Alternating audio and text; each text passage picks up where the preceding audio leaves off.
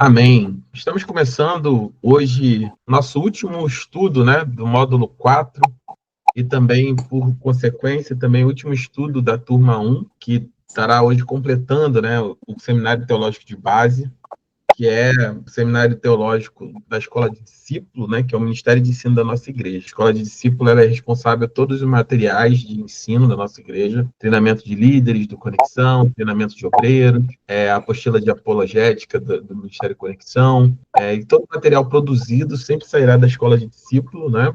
Quando nós crescermos e cada vez mais teremos mais mestres, mais professores, mais pessoas dedicadas ensino, que serão os guardiões do ensino da nossa igreja.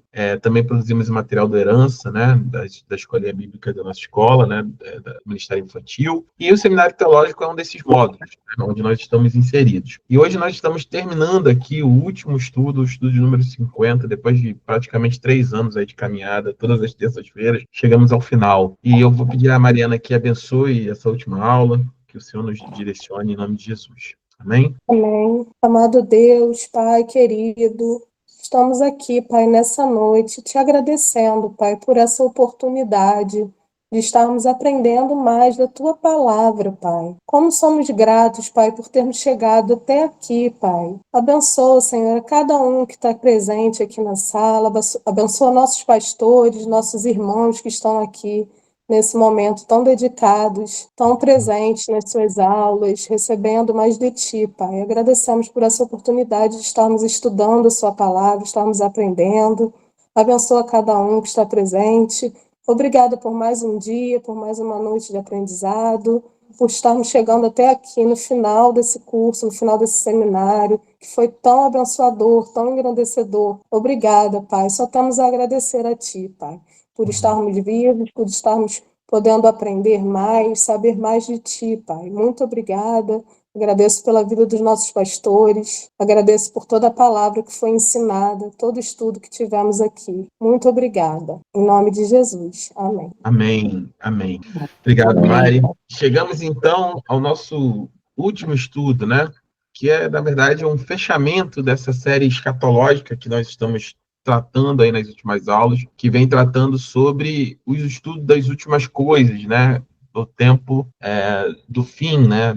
Das últimas coisas, estudo escatológico é o estudo das últimas coisas, aquilo que haverá acontecer no final dos tempos, né? E para o início do novo reino, do novo céu, nova terra com Cristo Jesus. Caminhamos até aqui e hoje nós vamos falar um pouquinho sobre o reino milenar, né? Nós temos falado de maneira passando sempre pelo milênio, né? A gente fala sobre pré-milenismo, amilenismo, pós-milenismo, e a gente sempre vem passando pelo milênio, mas essa visão do milênio em si é a última visão, né? Essa distinção sobre o que é o reino milenar é o que é o cerne da distinção entre as diversas escolas escatológicas de interpretação das últimas coisas, né? Então, a gente vai abordar, né, especificamente, a partir, obviamente, da perspectiva milenista, que é que nós adotamos no Ministério do Deuteronômio, mais uma vez, colocando aqui claramente, né, visão escatológica não é ponto central de fé. Eu estou na igreja, pastor, mas eu estudei bem, acho que pré-milenismo é a minha visão. Acredito em todas as alianças, as dispensações, que Jesus vai reinar fisicamente mesmo em Israel. Amém, meu irmão. Glória a Deus por isso. Isso não faz nenhuma diferença do ponto de vista de fé. O que é o ponto de vista de fé? O que é o ponto central que não pode haver divisão? É que Jesus veio, Jesus morreu, ressuscitou ao terceiro dia, ascendeu ao Pai e ele voltará para nos buscar. Como será esse retorno, né? Se vai ser um reino físico ou não, se vai ser antes da tribulação ou não, não faz a menor diferença, entre aspas, porque o que importa não é como, mas que, né? Jesus veio nos buscar. Isso é a única coisa que importa. São pontos que unem a fé cristã. Então, crê em Jesus como Senhor e Salvador, crê no seu reino, crê na sua segunda vinda, crê na ressurreição dos mortos, crê na unidade, na triunidade de Deus, Pai, Filho e Espírito Santo. Esses são os pontos que tornam todos os evangélicos, os protestantes irmãos, independente se são batistas, se são congregacionais, se são presbiterianos, se são do Ministério do Deuteronômio, se são da Assembleia de Deus, se são, e sendo batistas, se acreditam no milenismo ou no pós-milenismo, se são assembleanos pré-milenistas ou amilenistas, não faz diferença. Né? O que importa é que nós temos essa mesma base de fé, mas eu já dei lá atrás, bem lá atrás, no início do CETEB, que é também o credo, né, daquilo que nós cremos. Tem várias confissões, né, a Confissão de Westminster, por exemplo, é uma que eu gosto bastante, que declara, né, aquilo que cremos, da forma como cremos, de maneira bem detalhada. Se você não leu, te convido, né, a ler a Declaração de Westminster. É reformada, né, das igrejas reformadas, mas é uma declaração muito bonita que vem definindo isso, né? Cremos em Deus Pai, quem é Deus Pai, quem é Deus Filho, quem é Deus Santo, quem é a Trindade, a maneira que nós cremos, e isso tem bastante diferença. Na nossa profissão de fé também, né, na nossa definição de fé, nós também cremos dessa forma. Então, nós vamos falar um pouquinho sobre esse reino milenar, né, e nosso objetivo é fornecer uma base sólida para entender melhor o que é esse reino de 1000 anos, né? E aí, entre aspas, por uma visão milenista, né, que não é um período literal, ou seja, não, na visão milenista não é 1000 anos contados, mas um período futuro, né, na Terra. Não é um período, literal futuro na Terra, mas uma realidade espiritual presente na era da Igreja. Nós já vivemos os 1000 anos, esse período onde a Igreja governa e limita a ação de Satanás até a segunda vinda de Cristo. Então, introdução ao tema, né? O milênio é um dos temas mais debatidos da escatologia cristã, mas o que a Bíblia realmente ensina, né, sobre esse período, né? Sobre o milênio. O primeiro ponto é que ele é uma culminância da série escatológica, né? Esse, como eu disse, é o último estudo da nossa jornada aí nas Escrituras, né? Consolidando o conhecimento sobre os últimos tempos, sobre as últimas coisas ou sobre a escatologia bíblica, que é o estudo das últimas coisas. E o foco está sempre em Apocalipse 20, né? Apocalipse 20 é o centro do milênio, né? Onde está ali focado a descrição do milênio, e sempre que se falar em milênio, discussão sobre o milênio, o foco sempre vai estar em torno do texto de Apocalipse 20, que é onde a gente concentra a nossa atenção de forma mais específica sobre o milênio, analisando cada versículo cuidadosamente, né? E, por fim, né, sendo bastante transparente, a perspectiva milenista, né, considerando como a milenia interpreta o reino milenar de forma consistente com toda a Escritura. Não vou abordar de maneira detalhada as outras escolas escatológicas, mas vou dar uma visão ainda mais ampla, mas com certeza focada no milenismo do que nas outras escolas escatológicas. Então vamos lá para o texto, né? O texto de Apocalipse 20, do 1 ao 6, diz o seguinte: olha, vi descer do céu um anjo que trazia na mão a chave do abismo e uma grande corrente, e ele prendeu o dragão, a antiga serpente, que é o diabo, Satanás, e o amarrou por 1000 anos. Primeira vez que aparece o milênio aqui, né?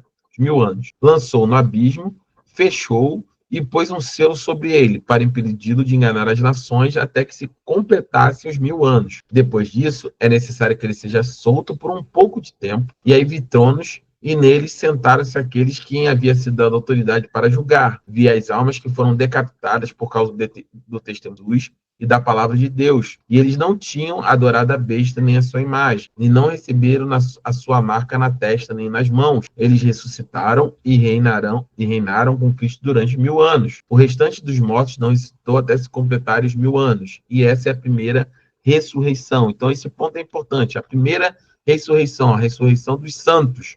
Né? Repare que ele diz, olha, nem todos os mortos ressuscitaram para esse período, mas é a primeira ressurreição. Felizes os santos que participam da primeira ressurreição, a segunda morte não tem poder sobre eles, e serão sacerdotes de Deus de Cristo e reinarão com ele durante 1000 anos. Então, esse é um ponto importante que nós vamos falar sobre a primeira ressurreição e a não influência da segunda morte. O que é a primeira morte e o que é a segunda morte? Nós falamos sobre várias primeiras e segundas, né? Então, vamos lá.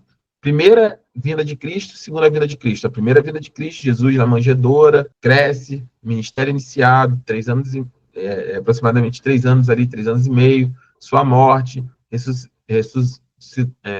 ressuscitado ao terceiro dia, ascende à destra do Pai e nos envia o Consolador para nos acompanhar o Espírito Santo. Primeira vinda de Cristo. Ali, a partir do derramado Espírito de Pentecostes, no capítulo 2 de Atos, começa a era da igreja. Segunda vinda de Cristo, quando ele volta, arrebata e leva toda a sua igreja para viver definitivamente com ele. Os que estão mortos receberão um corpo glorificado, não uma reencarnação, mas encarnação, se tornarão carne novamente, só que agora um corpo glorificado, né? Não um corpo natural, ou seja, eu morri Lúcio, serei ressuscitado Lúcio, não reencarnado, já falei também sobre isso.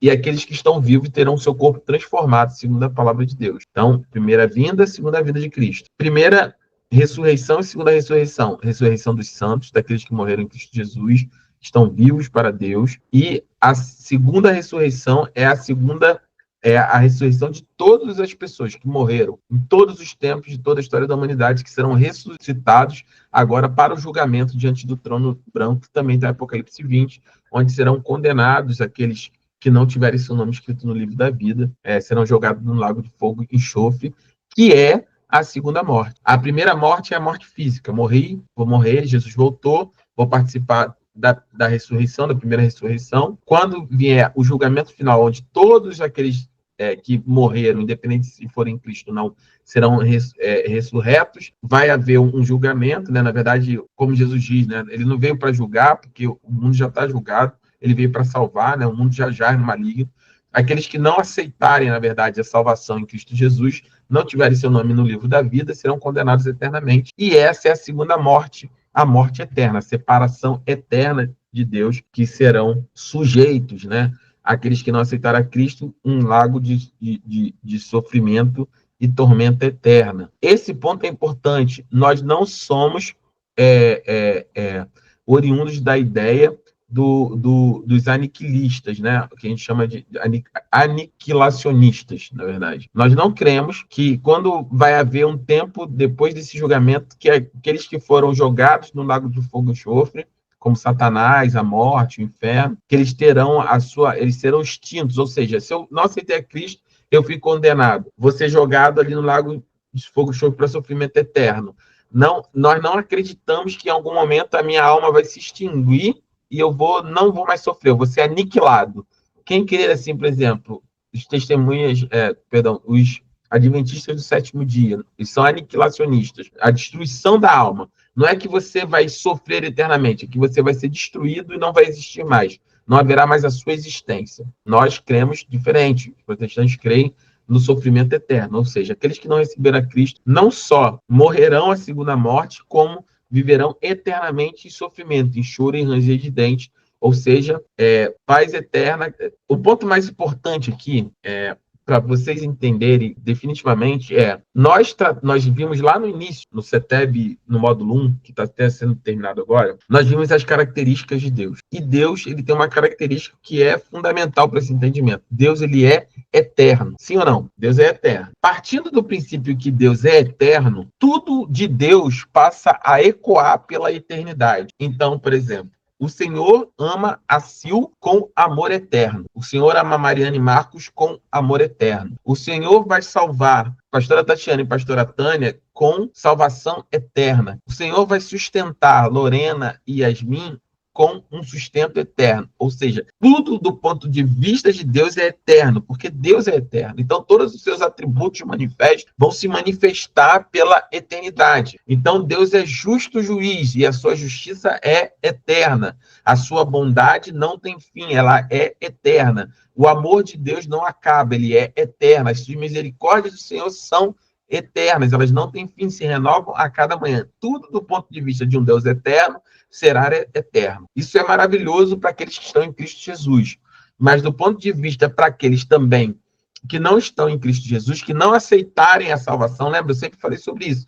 Não é que Deus, nós temos um Deus julgando no sentido de, olha, você não me quer, não, então eu vou te mandar para o inferno. Ah, você não quer me aceitar, não, vai para o inferno. Não. A humanidade em Adão, lembra? Cabeça federal de raça, Adão entregou toda a humanidade ao pecado. E o salário do pecado é a morte. Então, a partir de Adão, toda a humanidade está condenada.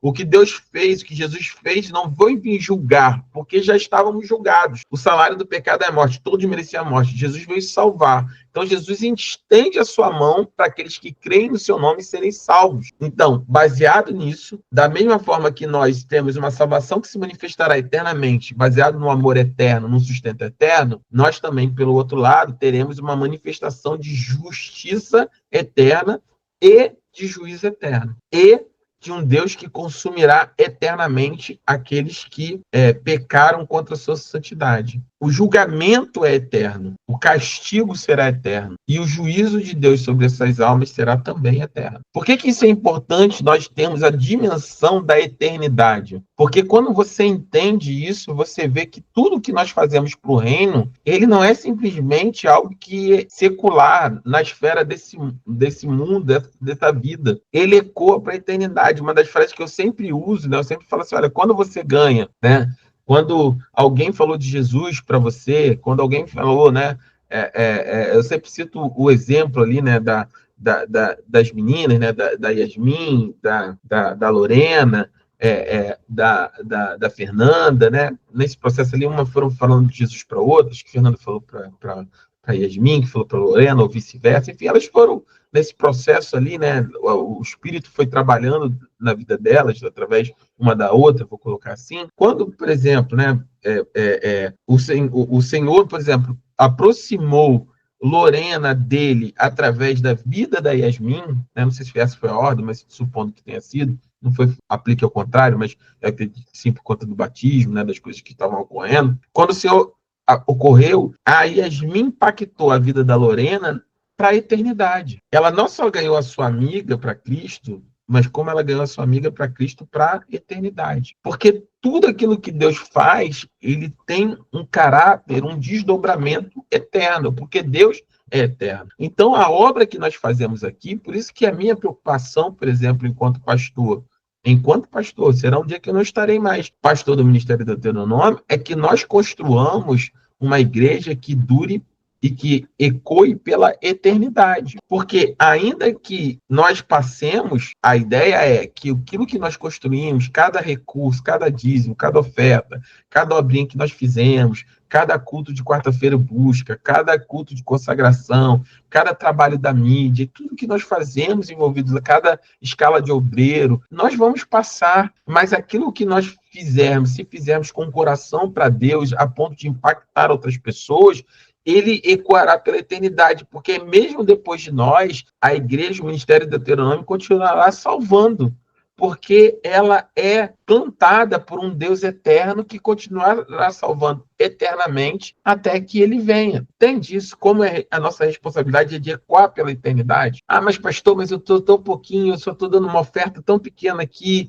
e para pouca coisa, e estou fazendo pouca coisa. Irmãos, o que nós fazemos agora, juntos, vai ecoar para a eternidade. Uma coisa que, por exemplo, está sempre no meu coração, eu não tenho nenhuma pretensão de ser um pastor de multidões, porque no meu coração eu sei que se um de vocês forem alcançados pela ministério do qual eu fui chamado, pode ser um de vocês ou outros depois de vocês, que virão através de vocês, que pode ser essa pessoa que alcançará multidões. Nós nunca sabemos quais são os propósitos. Alcançar muito ou poucos não faz diferença se você entende que para alcançar muitos, é necessário aquele que alcança pouco, que é aquele que alcançará muitos. Não sei se você está entendendo. Quando você entende que o reino, ele age de forma eterna e entrelaçada, quando nós cantamos no louvor de inauguração da igreja, né, o louvor tema da igreja, que é essa geração de Samuel, tem uma parte que ele fala, nós somos fruto de uma semente que foi plantada há muito tempo atrás.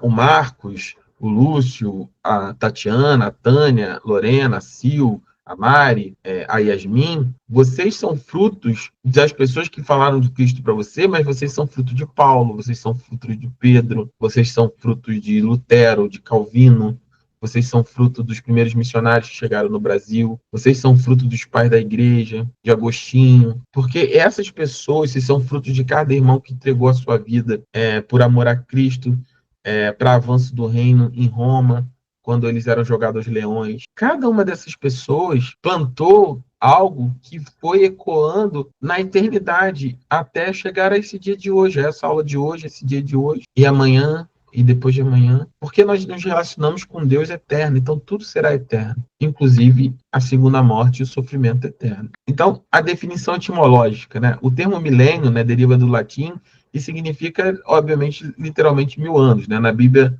aparece exclusivamente Apocalipse 20, por isso a dificuldade. Esse texto de Apocalipse 20, em toda a Bíblia, é o único local onde é citado esse período de tempo, esse milênio.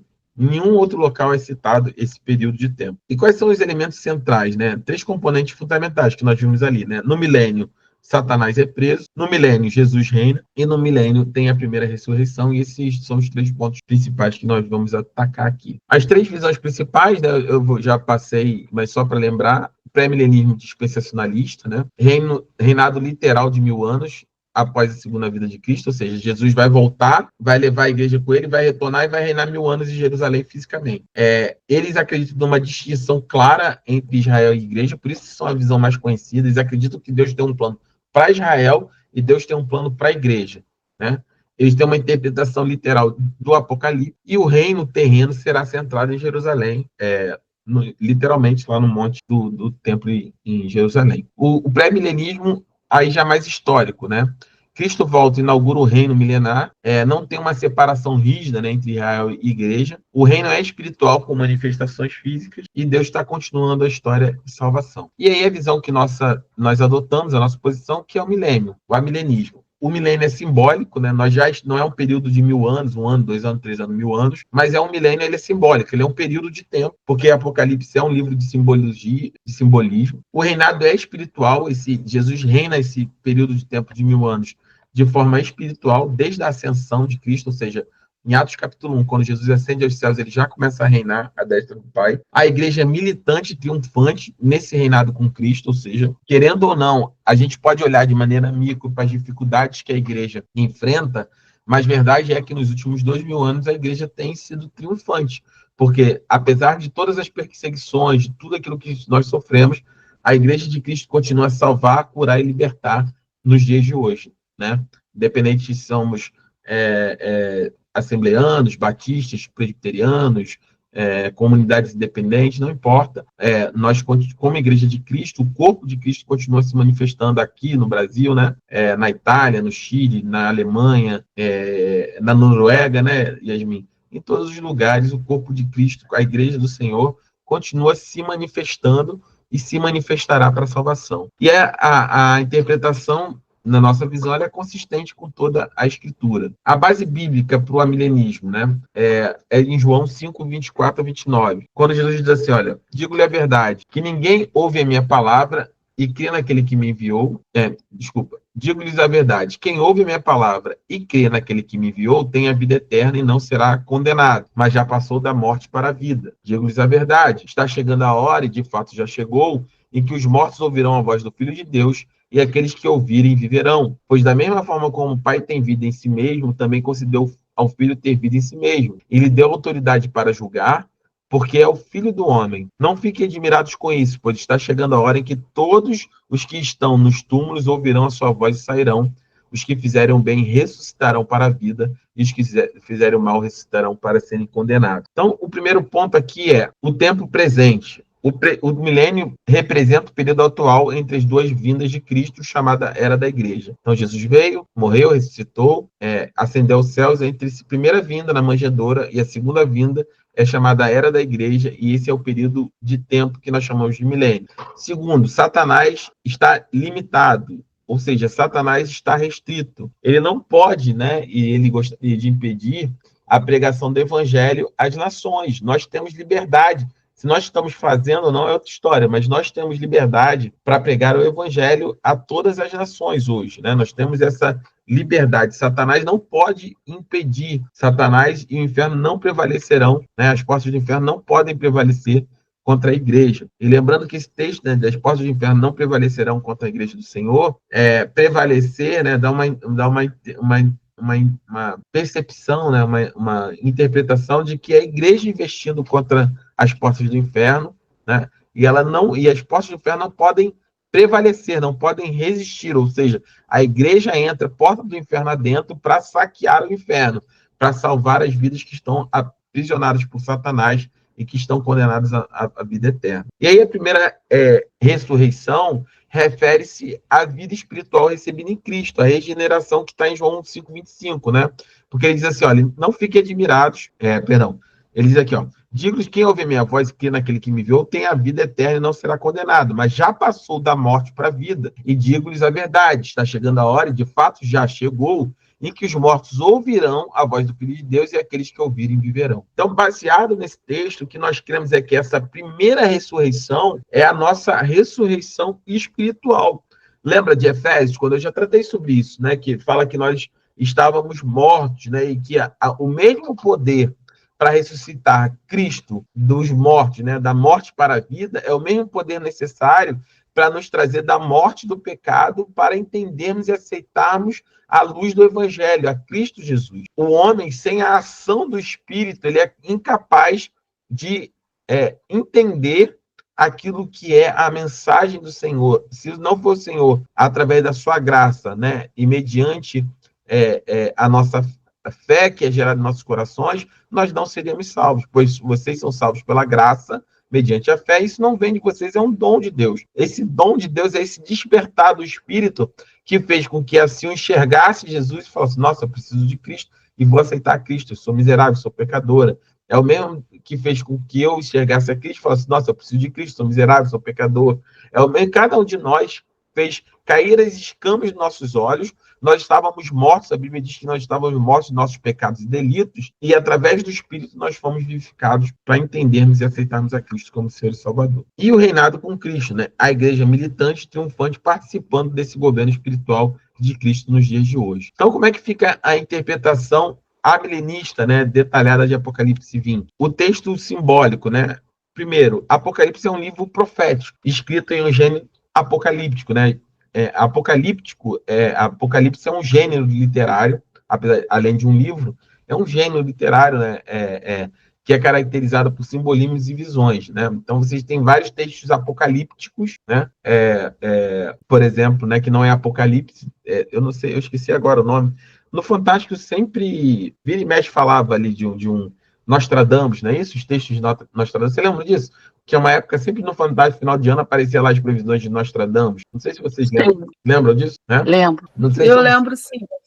Não deixa de ser textos com características apocalípticas, né? De visões e símbolos, simbologia rica. Então, por exemplo, um exemplo de textos apocalípticos é o texto de Nostradamus, por exemplo. Apocalipse é um livro com um estilo literário apocalíptico. Então, nós temos que ler esse texto, assim como Salmos tem um estilo poético, né? Cantares de Salomão, é diferente de nós lermos Gênesis, que tem um texto descritivo, né, de características. Cada um tem um estilo literário. Então, como um texto desse tipo, ele deve ser lido como uma série de visões paralelas e cíclicas, e não como uma cronologia linear de eventos futuros, né? A diferença entre o pré-milenismo e nós é que eles leem de 1 a 22, eles leem capítulo a capítulo, né? Como fosse uma coisa depois da outra, depois da outra, depois da outra, depois da outra, sequenciadas e interligadas. A visão amilenista lê de forma cíclica, né? Então, as sete taças, os 7 castiçais, 7 candelabros, 7 trombetas, cada um é como se fosse um ciclo, uma visão, um ângulo, um ponto de vista diferente da mesma visão, né? Ou seja, olhar um evento de ângulos diferentes, mas ainda assim é o mesmo evento.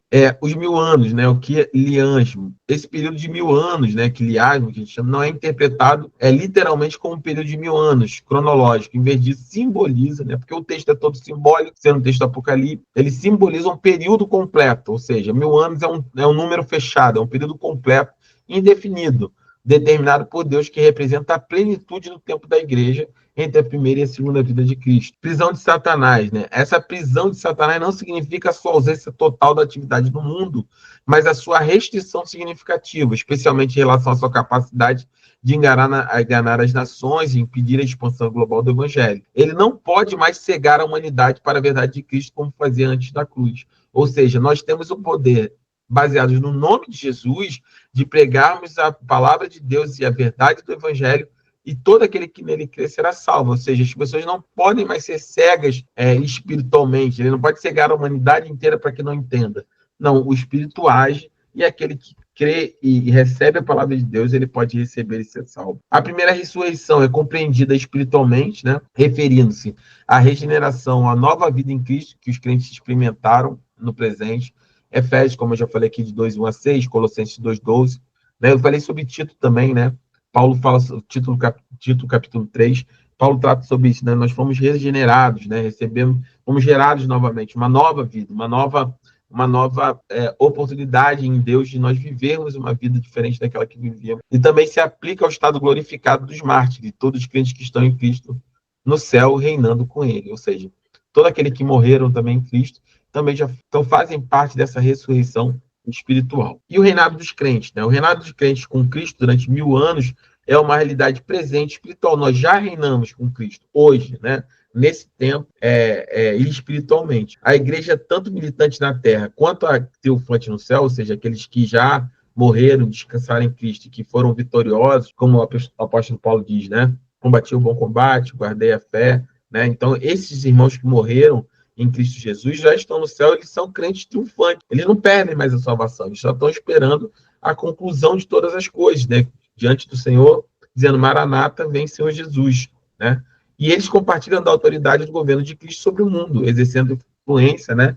Através do evangelho e da oração, no caso de nós, os crentes vivos aqui na Terra, militando como igreja. A segunda morte. A segunda morte é a condenação eterna e final para aqueles que não participam da primeira ressurreição. Ou seja, aqueles que não participarem da primeira ressurreição sofrerão a segunda morte. Por quê? Primeira ressurreição, esse despertar espiritual. Estávamos mortos para Deus, mortos em nossos pecados, passamos a viver para Deus. A partir do momento que vivemos para Deus, todo o resto da humanidade, vivo biologicamente ou morto sem Cristo, morreu sem Cristo, ou vivo biologicamente sem Cristo, para Deus estão mortos, como se estivessem mortos. Lembre-se que Deus, ele olha presente, passado e futuro de uma única vez. Deus, ele está fora do tempo. Para ele é uma coisa só, né? Então, essas pessoas já estão mortas, né? Já no maligno, já estão mortos nossos delitos e pecados. Então, para Deus não faz diferença se agora ou no futuro, eles estão mortos. Sem Cristo, todos estão mortos. Aqueles que creram e aqueles que não creram. A diferença é que aqueles que estão vivos biologicamente, eles têm a oportunidade de receber a Cristo como Senhor e Salvador da sua vida. Então, a primeira ressurreição é a espiritual. E aí, aqueles que foram despertados, receberam a vida, né? Jesus, em João 10:10 diz: eu vim para que tenham vida, tenham abundância, recebemos a vida. Eu e vocês recebemos a vida de Deus. A Zoe, né, de Deus, a vida de Deus em nós. E estamos vivos agora para sempre, reinando com Cristo. Se eu morrer agora, continuarei vivo para Deus, né? Estarei diante do trono de Deus até que ele estabeleça definitivamente nova céus e nova terra. E aqueles que não estão vivos, não foram sofrer a primeira ressurreição, ou seja, não aceitaram a Cristo, não viveram para Deus, eles, consequentemente, né, passarão pela segunda ressurreição, que é a ressurreição de todos os mortos no julgamento final, e nessa segunda ressurreição, aí sim, eles serão definitivamente, eles passarão pela segunda morte, né? E aí serão condenados eternamente. Ou seja, eu recebi a Cristo, eu recebi uma vida espiritual diante de Deus, eu estou vivo para Deus, ainda que eu morra. Se eu morrer hoje, eu passei pela primeira morte. Todos nós vamos passar, a não ser que Jesus volte antes, nós tenhamos nosso corpo transformado. Nós passaremos pela primeira morte, mas não passaremos pela segunda morte, porque já passamos pela primeira ressurreição, e na segunda ressurreição, quando todos os mortos serão ressurretos, nós seremos aquele que Apocalipse 20 diz que terão os seus nomes encontrados no livro da vida. Tá claro até aqui ou tá confuso? Vocês estão com dúvida ou tá claro o que eu estou explicando? Importante isso aqui, é bastante denso, né, o que eu estou falando. Amém? Claro, estou entendendo, pastor. Tá claro? Amém. Então, a liberdade do evangelho, né? A amarração de Satanás, em Apocalipse 20, de 2 a 3, está diretamente ligada à libertação do evangelho para alcançar todas as nações. Essa restrição permite que o grande mandamento, ou a grande comissão, seja cumprido sem a mesma intensidade de engano demoníaco que prevalecia antes da era da igreja. Né? Eu tive um impacto, apesar de não ser uma cena verídica, né? Assim, mas me fez refletir. Eu não sei se na série The Chosen, vocês assistiram os primeiros capítulos da temporada 1? Não sei se todos tiveram a oportunidade de assistir. Eu assisti, pastor. Então, é uma cena que me impactou bastante, porque trouxe para mim, de maneira muito clara, algo que eu não sabia, mas nunca tinha refletido, ou talvez imaginado, né? Eu tendo a visualização de maneira clara. Que era o seguinte, quando a Maria, acho que é a Maria Madalena, manifesta, né? Ela se manifesta, pelo relato ali da série, ela fica endemoniada. O sacerdote, né, Ananias, né, se não me engano, né, perdão, Nicodemos vai até lá a ela, e ele vai lá, ela está endemoniada, e ele vai lá com um incensozinho, ele vai lá fazendo as coisas, e o demônio meio que dá uma afrontada nele, e ele meio que sai fora, porque ele não... E ali, para mim, ficou tão claro, porque naquele tempo ali, mesmo que for uma ficção, né, aquilo ali não é um relato bíblico real, mas você não tem... Eu falei, gente, ele não... A vontade de falar, Nicodemos repreende em nome de Jesus, né? Fala, em nome de Jesus, sai. Mas ele não tinha em nome de Jesus sai, entende? Não tem como. Me deu uma agonia ver aquela cena, porque é isso, entende? Naquela época, assim, você não tinha muito o que fazer, né? Porque você não tinha autoridade do nome que é sobre todo nome. Para nós, hoje parece algo comum, né? Se manifestar, não, mete a mão e repreende, sai em nome de Jesus.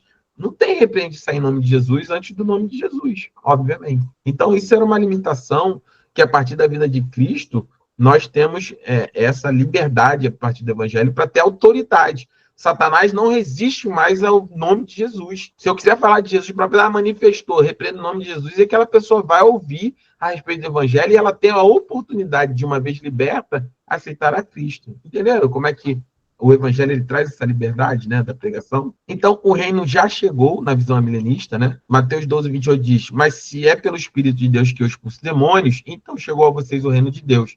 Jesus fala claramente isso, né? Se é pelo Espírito de Deus que nós expulsamos demônios, então o reino de Deus é chegado. Satanás não está mais reinando sozinho, né? Nós temos poder e autoridade sobre ele. Colossenses 1,13 diz, pois ele nos resgatou do domínio das trevas e nos retransportou para o reino do seu Filho amado. Nós já fomos transportados. Nós já estamos no reino de Deus, vivendo o reino de Deus, ainda que vivemos aquilo que eu falei da tensão teológica, eu já falei algumas aulas atrás, do já e ainda não. Nós já estamos no reino de Deus? Já, mas ainda não. Nós já estamos salvos? Já, mas ainda não. Já estamos reinando com Cristo? Já, mas ainda não. Porque ainda isso só será completo com a segunda vinda e com o revestimento do nosso corpo corrupto, né, de incorruptibilidade, da extinção do pecado, da maldade. Então, é a tensão teológica do já, mas ainda não. Então, qual é a realidade presente, né? Jesus reina desde a sua ascensão, em Atos 2, 32 a 36. O reino não é futuro, mas é presente. Nós já reinamos com Cristo no poder que há no nome de Jesus. A igreja vive sobre o senhorio ativo de Cristo. Jesus é o cabeça da igreja. E essa é a era da igreja. Que era essa? O reino milenar é a era atual da igreja. A vitória de Cristo manifesta na missão. Perseverança dos santos no tempo presente. E qual é a implicação disso, né? Nós aguardamos um reino futuro. Não aguardamos, perdão, um reino futuro, mas vivemos no reino presente de Cristo, participando ativamente da sua autoridade e principalmente da sua missão, né? Nós somos a igreja que temos a comissão, a missão conjunta, né? Mas conjunta com quem? Por que é a grande comissão? Porque o Espírito Santo foi nos dado para que nós cumpramos isso. Toda autoridade me foi dada no céu e na terra, portanto, ide, pregar o evangelho a toda criatura, batizando em nome do Pai, do Filho e do Espírito Santo, e eis que estou convosco todos os dias, até a consumação dos séculos. Então, a missão de expansão do reino, de pregação do reino, ela está claramente atrelada, né? A missão da igreja, ela é comissionada por Cristo Jesus, né? Tem operado através do seu Espírito nos dias de hoje, nos ajuda a cumprir essa grande comissão. E aí, né, Satanás será solto. E aí esse é o texto, né, que nós já falamos, né? Quando se completarem os 1000 anos, Satanás, essa é a continuidade daquele texto, Satanás será solto da sua prisão e sairá para enganar as nações que estão nos 4 cantos da terra, Gog e Magog, a fim de reuni-las para a batalha. Seu nome é como a areia do mar. Eles racharão por toda a superfície da terra e secarão o acampamento dos santos da cidade amada. Mas desceu o fogo do céu e os devorou. O diabo quis enganar e foi lançado no lago de fogo, que arde com enxofre, onde já havia sido lançados a besta e o falso profeta, e eles serão atormentados dia e noite para todo o sempre. Então, para todo sempre, atormentados dia e noite para todo sempre. Já tinha ido a besta, já tinha ido o falso profeta, né, o anticristo. Nós entendemos que a besta e o falso profeta é um sistema político, econômico, né, que vai surgir, e eles serão, né, esses representantes serão lançados, né, no fogo eterno, junto com Satanás, para o sofrimento eterno. Então, qual é o período da igreja? Essa era atual, onde Satanás está limitado e o evangelho se expande globalmente. 2, a rebelião final. Satanás será solto para enganar as nações e uma crise escatológica final. Ou seja, vai ser dado essa autoridade, né, numa última crise das últimas coisas, para Satanás enganar as nações, Deus vai intervir diretamente com o juízo final e destruição definitiva do mal. Ou seja, período de grande tribulação, a igreja está presente na terra, por isso nós somos pós-tribulacionistas, e aí Jesus vem e juízo final, destruição definitiva do mal, numa única vinda. Jesus rebate sua igreja, chega na terra, julga todos os povos, aqueles que não aceitaram a Cristo, condena Satanás, encerra todas as coisas e começa um novo céu e nova terra. A consumação, né? Estabelecimento de novos céus e nova terra para a eternidade. Então, qual é a conclusão escatológica, né, que nós temos aqui? Pode perguntar aí, Pastor, pode voltar um slide rapidinho? Pronto. Nessa rebelião final, que Satanás será solto para enganar as nações em uma crise escatológica final, você acha, agora uma pergunta que vou viajar, que muitos cristãos que não se converteram verdadeiramente serão enganados também? Eu creio que sim, né? A Bíblia diz que vão ser tempos tão difíceis, né? Que se não fosse o Senhor abreviar esses dias, né? As pessoas, nós, né, ninguém suportaria. Mas a Bíblia também deixa claro, que aqueles que seguirão, né, ensinamentos de demônios, a falsa doutrina, são aqueles que não se mantêm fiéis e vigilantes quanto à verdade do Evangelho. Por isso, né, essa sua pergunta é central para tudo aquilo que nós entendemos e fazemos na igreja. Por isso que o foco principal na nossa igreja é o conhecimento da palavra e a pregação da palavra, do evangelho. Porque sem entendimento, sem conhecimento, é muito difícil nós não sermos enganados. Pois é, né? A gente já vê tanto disso na nossa realidade do dia a dia. Tantas pessoas que são enganadas por falsos mestres, né? E às vezes é porque realmente quem convenceu o espírito, porque às vezes dá vontade de dar uns 3 tapas assim, acorda que não é isso. Mas dá uma aflição, uma apreensão por essas pessoas, sabe? Porque a vontade que dá é de abrir os olhos delas de alguma forma, né? E elas continuam... É muito louco isso, elas continuam não enxergando. Exatamente. Porque o que acontece... Deixa eu só... O que acontece a incapacidade de discernir, ela vem atrelada justamente a falta de conhecimento. Porque, assim, como é que você vai entender se você não conhece? Como é que você vai discernir se você não conhece? Como é que você vai perceber se você não conhece? Você é profissional, por exemplo, na sua área, te dou um exemplo, né? Acredito que pela sua experiência, pela sua curva de aprendizagem, comparando desde o início que você começou, você já é um profissional sênior. Hoje, o seu conhecimento te ajuda a ter muito mais discernimento para identificar os erros, sim ou não? Sim. Assim, é normal. O conhecimento, mesmo que repetido, né? Você vê o processo 200 vezes, né? Ali na sua área, como é que de tanto você fazer e olhar de novo, e olhar de novo, e olhar de novo, e ler de novo, e conhecer de novo, isso faz você estar tão aguçado que se você levava 3 dias para perceber um erro, você agora leva 10 segundos, né? E aí e é engraçado que a gente, quando se torna profissional, para nós é tão nítido que quando a gente vê um júnior, chega de hora que dá irritação, né? Você fala assim, gente, não é possível que eu não está vendo isso, né? Né? E é mais ou menos isso. As pessoas, elas não têm conhecimento, e aí como é que elas diferem? Como é que elas vão discernir aquilo que é engano? E vai chegar, a Bíblia diz que o anticristo, né? Esse sistema, essa estrutura, né? Ele vai chegar e vai propor paz, vai propor um tempo de bonança, de boas situações, e as pessoas vão... Lobo em pele de cordeiro, né? Exatamente. Porque, assim, vamos olhar para o evangelho que nós vivemos hoje, né? As pessoas estão focadas na hipergraça e na bênção a qualquer custo, certo? Então, o que as pessoas medem hoje? Não, se uma igreja tem dinheiro, é uma igreja abençoada. Se uma igreja não tem dinheiro, é uma igreja que está com problema. É, assim, basicamente isso. Nem conhece o que está sendo feito, dá exemplo, né? Então, por exemplo, se chega alguém com uma solução onde a fome é extinta, onde o equilíbrio econômico é estabelecido, onde as pessoas falam, não, Deus está com essa pessoa, sim ou não? Nossa, é o enviado do Senhor. Trouxe solução para o desemprego, trouxe solução para a fome, equidade social, aceitação de todos, não há mais nada de errado, todo mundo aceita tudo, sabe? E aí as pessoas vão ver, mas, né, eu não gosto de citar em política, mas não tem como citar essa frase que o Lula falou até esse final de semana agora, final de semana passada, se não me engano, que ele falou assim, Deus deixou o sertão sem água porque ele sabia que eu viria e traria água. Ai, gente, eu vi.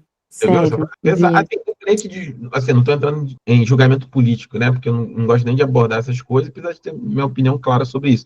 Mas o que eu estou dizendo, assim, é uma frase clara de alguém que tenta dividir ou usurpar a glória que é de Deus, né? Não, É, Deus deu para mim para que a glória fosse minha. Então, é esse tipo de percepção, só que para nós cristãos incomoda, certo? Você podia até, não estou nem falando politicamente, você podia até ser um eleitor, né, do Lula, te dar um exemplo, né? Acreditar que ele faz um bom governo. Assim, não estou entrando no espectro político da coisa, mas mesmo que ele fosse um presidente modelo que você gostasse bastante, se você está no espírito e alguém diz uma frase dessa, você fala, tá é. errado, tá errado, não é isso, né?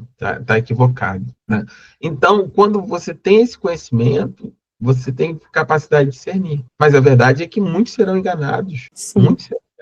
muitos serão levados ao erro. Por isso que a Bíblia fala que a porta, o caminho do céu é estreito. A porta do céu ela é estreita. É. Mas é estreita porque requer esforço. E o esforço, as pessoas dizem, não, o meu esforço é orar sem parar de dia e noite também. Mas vou dizer, conhecer a palavra é um esforço. Conhecer, discernir, entender, estudar, estar atento, é um esforço. Pastor, e eu tava até conversando com meu esposo já tem um tempinho, que a gente tava vendo uma missão que é feito lá no interior do sertão, né? Que leva a palavra de Deus em áudio para aqueles que não têm estudo, né? Que são analfabetos e não conseguem ler. E, cara, é tão importante porque ter o conhecimento, às vezes a pessoa, ela não tem as ferramentas, que é saber ler e escrever, para conseguir conhecer, né? Para se aprofundar. E uma missão tão bonita, né? Que eles levam a Bíblia em áudio para que a pessoa consiga escutar e compreender, assim, da forma como ela fala, da forma como é o dialeto dela, né? Todas os vocábulos dela de forma simples. E isso é muito bonito, porque pensa, nós que temos conhecimento, né, que nós temos, somos alfabetizados. Tem muita gente aí que nem liga, né, que não tá nem aí para o conhecimento que a Bíblia nos dá, né, da gente procurar e buscar. Eu fico pensando nessas pessoas, e isso me dá uma dor no coração, sério, mas só de falar, eu fico com os olhos cheios de lágrimas, porque eu fico imaginando. E essas pessoas que, sabe, por isso que é muito importante essas missões, sabe? Por isso que o Senhor nos chama realmente para a gente ir em missão e a gente pregar e a gente falar do amor de Deus para as pessoas e levar o conhecimento àqueles que não têm a possibilidade. Porque isso é real, me incomoda e me preocupa, é algo que deixa meu coração muito triste. Eu tenho dois pontos, né, na minha vida que foram essa percepção, né? Eu já contei algumas vezes, vou falar rapidamente para concluir a aula aqui. Uma delas foi uma vez que eu estava evangelizando, se não me engano, era em Nova Iguaçu, um lugar que eu fui ajudar uma igreja, uma Assembleia de Deus, estabelecer lá a igreja. A gente fez um evangelismo de rua, de bairro lá com o pessoal, e em resumo, eu dei o treinamento de evangelismo, cheguei numa das casas, e aí a pessoa falou assim comigo, uma senhora que estava comigo, falou assim, olha, não bate aí não, porque essa senhora, ela é espírita, candomblé e tal, não sei o que, ela não recebe bem, melhor evitar confusão. Eu falei, não, tudo bem, vou bater, se ela não quiser ouvir, a gente, né, deixa a paz com ela, a paz retorna para nós, e se ela não quiser, a gente segue em frente. Aí eu peguei, parei, comecei a ler lá as 4 leis, falando com ela do amor de Cristo, tal. Daqui a pouco ela parou, peraí que eu vou lá dentro. Aí foi lá dentro, daqui a pouco, de uns 5 minutos, eu fiquei apreensivo, achei que ela ia fazer alguma coisa, e ela voltou chorando. Quando ela voltou chorando, ela voltou com a mão, sem brincadeira, ela devia ter uns 200 panfletinhos de todo tipo de creme da igreja e tal, e ela veio chorando, ela fala assim, faz muito tempo que Deus tem me incomodado para me conhecer mais dele, conhecer mais disso, só que eu não sei ler. E você foi o primeiro que parou aqui para ler comigo, e eu quero aceitar Jesus, eu quero entregar minha vida para o Senhor. Ai, gente, me dá até vontade de chorar isso, sabia? E aí a gente foi e falou com ela de Cristo, ela foi pediu para retirar todas as imagens, no outro dia da casa dela, e se converteu, depois, né, a gente comprou um tempo, se batizou e ficou firme na igreja. Esse é um ponto, né? E o outro ponto, né, é que a gente nunca sabe onde Deus alcança, né? Material audiovisual, eu lá no porto de Almeria, na Espanha, evangelizando, o pessoal que estava atravessando para o Marrocos, para Tanja, e veio eu já contei essa história, né, de um muçulmano que parecia até um cara, um homem-bomba, passou por mim, eu falei, esse daí nunca vai ouvir de Cristo, nem ofereci material, a ele, e ele bateu nas minhas costas, pediu um tempo ali para mim poder conversar com ele. Pode conversar comigo o tempo? Na hora eu fiquei até meio preocupado, já tinha passado batendo nas minhas costas, estava com uma roupa linda, muçulmana turquesa, linda. Eu falei, não, tá bom, vamos lá. Em resumo, ele explicou que ele era professor numa universidade na França e que ele tinha, numa dessas idas e vindas, ele tinha recebido uma das Bíblias do Evangelho. Ele pediu para mim explicar se ele, aí a gente tinha um treinamento, explicava ali da história de Ismael, né, que os muçulmanos acreditam, né, nessa linhagem. Expliquei ali de Gênesis até, né, o plano da salvação. E ele falou, olha, eu quero receber a Cristo. Já tem 2 meses que praticamente todas as noites eu sonho com esse homem de branco nos meus sonhos e me chamando. E agora eu entendi que é Jesus. Eu li a Bíblia, eu não entendi, eu não conseguia entender o que ele queria me dizer. Mas você me explicando, eu entendo que eu preciso receber a Cristo na minha vida. Ele orou comigo recebendo a Jesus. Então, assim, Deus, ele é um Deus que salva, né? Por isso que é uma missão conjunta. Mas também existe a nossa parte, existe aquilo que precisamos fazer. Estar com as portas abertas. Por isso que, quando você começa a entender essas coisas, você vê que, por isso que eu sempre falo, o seu serviço, seus dízimos, as suas ofertas, tudo isso faz parte, porque isso possibilita que nós estejamos numa igreja de portas abertas, que nós tenhamos condições. Eu tenho um coração, né, de um dia poder ter missões dentro da igreja, a gente poder enviar alguns irmãos para ter essas experiências, que isso muda a nossa vida, né? Isso muda o nosso coração. E a gente percebe que é algo muito maior do que nós. Amém? Então, conclusão aqui escatológica, né? A vitória e conflito, nós vivemos simultaneamente, né? Deixa eu só, peraí, só um minutinho, irmãos, que eu vou ali na outra sala e já volto.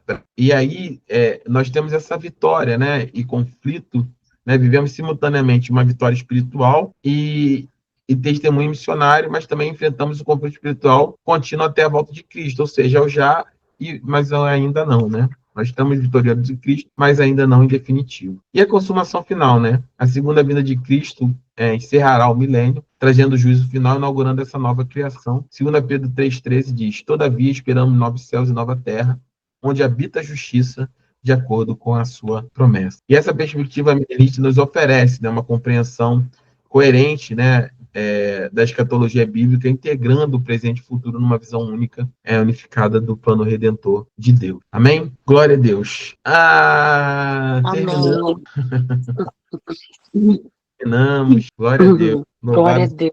Pela vida de vocês. Amém. Espero que de alguma forma o Senhor tenha falado de forma poderosa ao coração de vocês nesse longo desses 3 anos. Para mim foi uma honra caminhar com vocês todas as semanas e não só ensinar, mas ver Deus, né, operando na vida de cada um de vocês, ver Deus amadurecendo, Deus trabalhando, Deus estruturando a fé de vocês, e que vocês possam guardar com muito carinho tudo que vocês aprenderam aqui. E se existe um pedido, né, que eu posso fazer depois desse tempo todo, deem de graça aquilo que vocês receberam de graça. Existem tantas pessoas quanto vocês já foram um dia, como eu já fui um dia, que precisam entender, que precisam conhecer, que precisam ter suas mentes e corações abertos para o evangelho de verdade, né, para o evangelho do reino, e que vocês sejam instrumentos do Senhor, que vocês sejam instrumentos do Senhor na vida de outras pessoas. Só tenho a agradecer a vocês, amém? Encerramos aqui a nossa aula. Amém, pastor. Uma terça já não estaremos mais aqui,